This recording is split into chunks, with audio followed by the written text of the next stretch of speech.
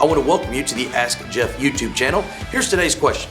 In Matthew chapter 7, verses 21 through 23, it sounds like many of those people are, quote, saved, or thought they were. Why does Christ say, "Depart from me, I never knew you"? What is the will of the Father, quote unquote, to believe, question mark?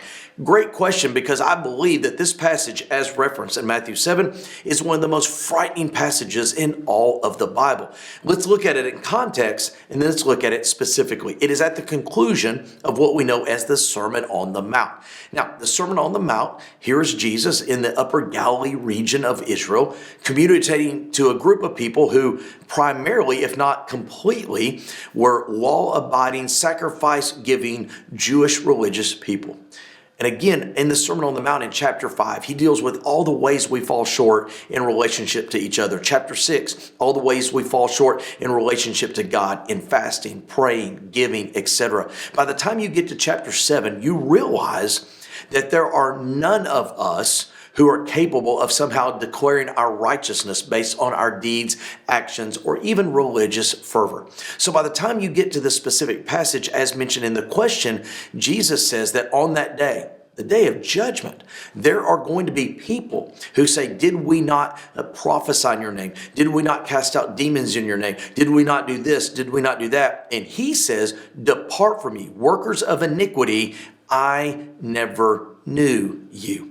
The reason that it's important where it takes place in the Sermon on the Mount is it comes after all the things that Jesus shared that we often think will attain righteousness with God, but fall woefully short. What were those individuals doing? We preached, we prophesied, we gave, we did. It's almost as if they're saying, this doesn't make sense. We did everything the way we were supposed to.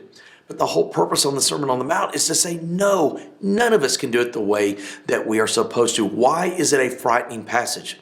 Because there are people, maybe even right now watching this YouTube channel, who believe if I go to church enough, or if I give enough, or if I don't do this, and I'm sure that I do that one day there's going to be enough of the good versus the bad that God, quote, lets me into heaven. Jesus says, quote, "I never knew you." Really, the end of the Sermon on the Mount is saying it's not about religious fervor that gives us favor with God, but a relationship through Jesus Christ. Great question. If you have one, send it to AskJeff.net. Maybe your question will be tomorrow's. Thanks for being a part of today's daily question. Now, we answer a question each and every day.